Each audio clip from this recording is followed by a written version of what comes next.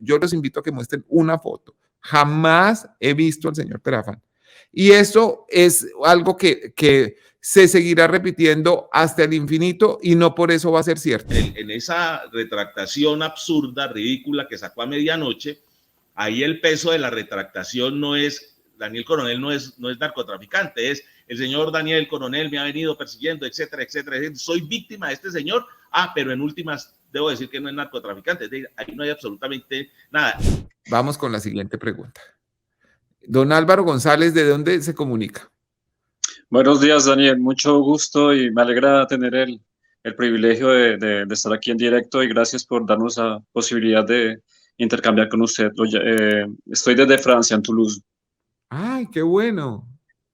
Toulouse. Sí, siempre lo sigo de los últimos años. Muchas gracias, Álvaro. Pendiente de su comentario o su pregunta. Sí, tiene que ver pues con lo que está pasando con la imputación de la Fiscalía con Álvaro Uribe.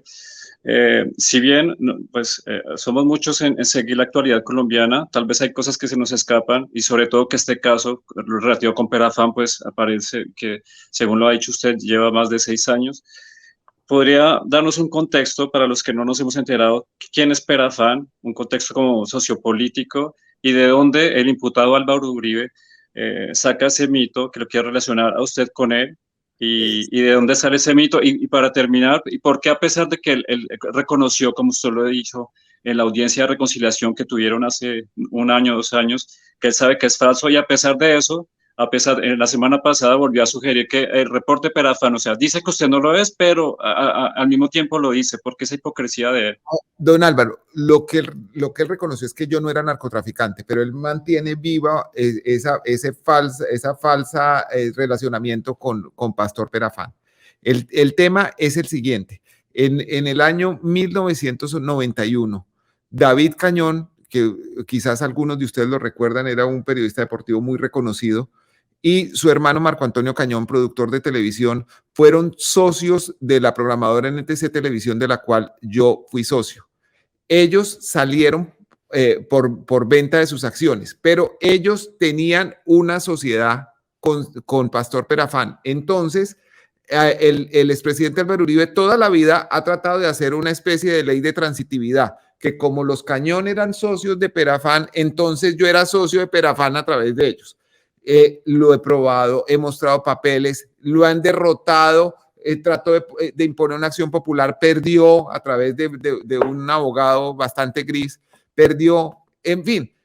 Él sigue repitiendo eso porque sabe que eso tiene audiencia y porque me ha causado un daño perpetuo.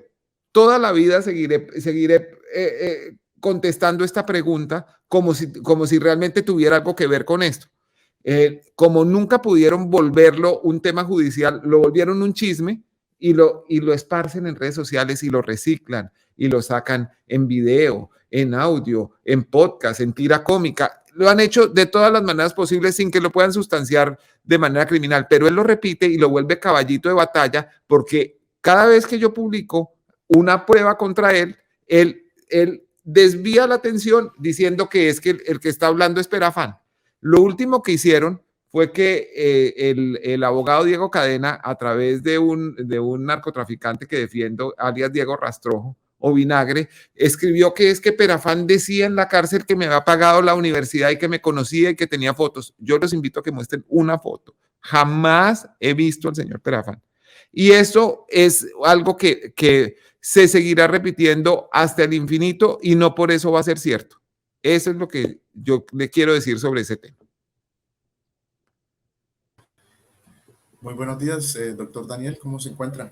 Muy bien, ¿cómo está, don Shamir Santos? Sí, señor, acá en la ciudad de Cúcuta. Ay, ¿cómo ha estado? Bien, muchas gracias. Don Daniel, quería hacerle 2 preguntitas. La primera, en cuanto a qué afectación tiene el incremento en el avalúo catastral frente al, digamos, la compra que ha prometido el gobierno nacional para el Fondo Nacional Ganadero FEDEGAN, para en este caso, pues para cumplir con el acuerdo de paz. Esa sería la primera pregunta. Y la segunda tiene relación en qué afectación cree usted que pueda tener el proceso penal una vez ya presentada el escrito de acusación contra el expresidente frente a una posible solicitud también de preclusión. Sí, señor. Yo creo que las dos preguntas nos puede ayudar a responderlas el doctor Montaña. Primero pregunta que si estas reconsideraciones del avalúo catastral, hoy hablamos del Valle del Cauca, pero pueden estar sucediendo cosas, pues no iguales, pero en el sentido de que hay aumentos o actualizaciones del avalúo catastral en otras zonas del país, si eso va a afectar las tierras que se planea comprarle a los afiliados a Fedegan. Y en segundo lugar, plantea el señor que de acuerdo con lo que hay, si el proceso sigue o si no sigue en el caso de la calumnia grabada por la que recibirá cargos el expresidente Álvaro Uribe el próximo lunes. Bueno, sobre la primera pregunta, es muy importante que la gente tenga en cuenta que la Dirección Nacional de Planeación expidió el diciembre 30 de 2022 un decreto, el 2653, en desarrollo de una ley, la 1995, que fue expedida en el 2019, en donde establece claramente que ese nuevo avalúo catastral, ese incremento en los predios urbanos no podrá ser superior al 4.31% y en los rurales al 3%. Es decir, en esos parámetros es que se tiene que mover el incremento del avalúo catastral. Por eso es que lo que está sucediendo en el Valle del Cauca es un despropósito, es realmente un abuso de enormes proporciones y absolutamente ilegal. Entonces yo creo que habría que revisar ese decreto, lo invito a que lo consulte para que mire ahí las disposiciones que el gobierno nacional ha expedido en ese sentido. En relación con la segunda pregunta, yo quiero hacer un comentario y es el siguiente.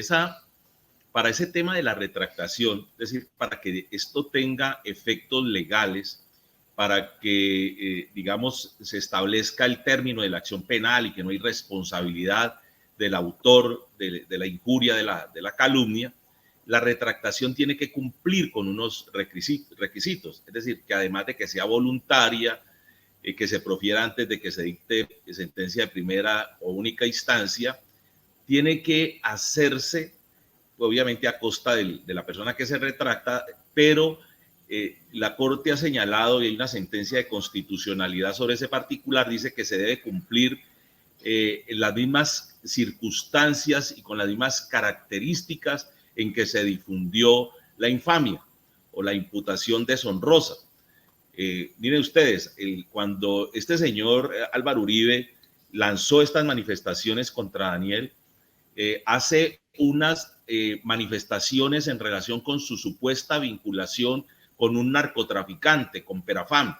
Lo que ha buscado Álvaro Uribe es que Daniel Coronel sea vinculado con Perafam. Por eso es que, y lo logra, Álvaro Uribe es una persona muy hábil en el tema del manejo de las comunicaciones, insiste en el tema, por eso es que ya ni siquiera vale que él mencione que Daniel Coronel es un narcotraficante, simple dice, ahí está el emisario de Perafam, porque lo que él ha dejado sentado en el imaginario de la gente es que Daniel Coronel tiene relaciones con ese narcotraficante.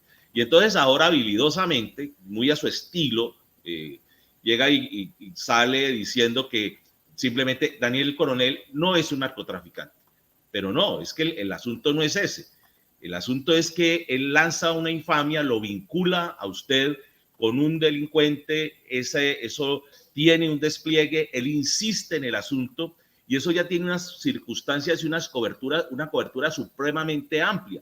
La retractación de él tiene que ser con suficiente claridad. Es una retractación que exige contexto, como lo ha venido planteando aquí la gente. Es decir, él tiene que explicar en su retractación qué fue lo que pasó, qué fue lo que él dijo, cuál fue la manifestación injuriosa que él señaló, por qué medios hizo esa manifestación injuriosa y después retractarse de la misma. Y esa manifestación de retractación tiene que estar desprovista de cualquier otro comentario, porque mire usted, en esa retractación absurda, ridícula que sacó a medianoche, ahí el peso de la retractación no es, Daniel Coronel no es narcotraficante, es el señor Daniel Coronel me ha venido persiguiendo, etcétera, etcétera, etcétera. Soy víctima de este señor, pero en últimas debo decir que no es narcotraficante. Ahí no hay absolutamente nada. El mensaje no está dirigido a la retractación, sino el mensaje está dirigido a que quede en claro de que el señor Daniel Coronel ha venido persiguiendo injustamente a Álvaro Uribe Vélez. Es decir, esa retractación no tiene ningún valor de carácter jurídico.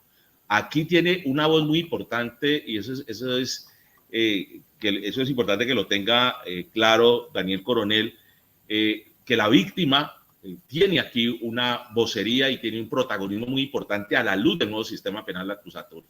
Inclusive en el capítulo relacionado con las formas de terminación anticipada del proceso, que habla de la justicia restaurativa, sienta las bases de lo que debe ser digamos, la actuación de las víctimas dentro del proceso. Aquí hay que consultarle a la víctima. ¿En qué términos plantea usted esa retractación? ¿Usted queda satisfecho con la misma? Y por supuesto, el primer reclamo que tiene que hacer Daniel Coronel, no señor, esa retractación tiene que ser suficientemente clara. Tiene que tener toda la claridad para que cualquier persona que escuche la retractación del señor Álvaro Uribe sepa de qué se trata. Porque eso que diga Daniel Coronel no es narcotraficante no quiere decir nada, porque él más adelante va a seguir insistiendo. El señor de Perafán, ahí no le está diciendo nada a Daniel Coronel, pero lo está vinculando de nuevo con ese delincuente. Ese era el comentario. Mil gracias, doctor Montaña. Vamos con otra pregunta. Don Rafael Navarro, ¿cómo está? ¿Desde dónde se comunica, don Rafael? Buenos días, don Daniel, ¿cómo está? Me comunico desde Bogotá. Bueno, bueno, en primer lugar, hay entidades del Estado que tienen un alto nivel de corrupción y con base en lo que se ha comentado sobre la posibilidad de impunidad en la Fiscalía General de la Nación, pues nos toca acudir a periodistas dignos que sabemos que también van a ser atacados. Entonces, mi primer mensaje es de fortaleza, porque necesitamos de un periodismo que implique la denuncia, que haga profundidad en lo que no hace la Fiscalía General de la Nación. Y la pregunta concreta es que se le explique al público por qué se considera que la Fiscalía General de la Nación no es una institución que garantice la lucha contra la impunidad en el país y favorezca intereses de personas determinadas como Álvaro Uribe. Sí, don Rafael, muchísimas gracias por comunicarse y gracias por su inquietud. Pues es que, digamos, quiero irme a los ejemplos prácticos. A pesar de las evidencias que existen, la Fiscalía presenta escrito solicitando la preclusión del caso contra el señor expresidente Álvaro Uribe. Una juez les contesta en 240 páginas que eso no se puede hacer, que deben complementar esto, y lo que hacen es volver a pedir una preclusión, además usando unos términos que no existen en el Código General del Proceso. En fin, el derecho siempre es usado a favor de Uribe y en contra de todos los demás. Eso pues demuestra que hay una falta absoluta de imparcialidad por parte de la Fiscalía.